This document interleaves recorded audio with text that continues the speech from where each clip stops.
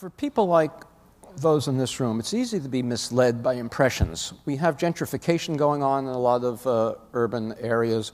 We have inner ring suburbs, which are in process of transition, and so they look more integrated than they're going to be in a few years.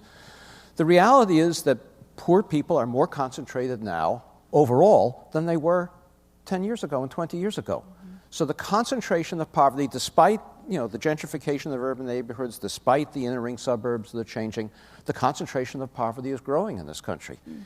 The other thing I would say is that poverty is a good proxy for what we're really talking about, but it's not poverty, it's lower social class status. We have a caste system in this country.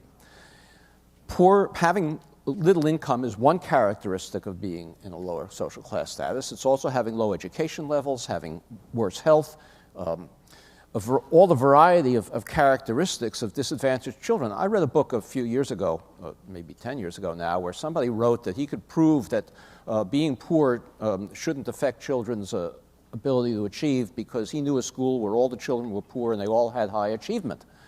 And when you looked into it, it turned out it was a school in Cambridge where all the children were children of graduate students at MIT and Harvard who had low stipends. So they were poor, but they weren't lower social class. And so we have to remember that poverty is a very important characteristic of low social class status, but it's not the only characteristic. Yeah, that's a great point. One thing that you brought up that I'm curious about is it does seem like more and more poverty has shifted to the suburbs. Do you feel like that's going to be a trend that we'll continue to see, this newfound place there? Well, because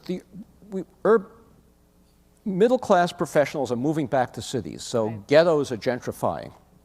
But it's not as though, when they gentrify, the low-income minority families who are in those ghettos have to move someplace. They're not dispersing throughout the suburbs. What's happening is inner-ring suburbs are becoming new minority enclaves. Mm-hmm. And if you look at any point in time, you'll see a lot of integration in those suburbs, but they're changing so that gradually, as low-income families move in, because we don't have metropolitan-wide policies of integration and inclusionary zoning, as those families move in, the inner-ring suburbs become more black, more Latino, more poor. Those families move to outer-ring suburbs. The families who live there move to outer-ring suburbs, and they're just as white as the inner-ring suburbs used to be.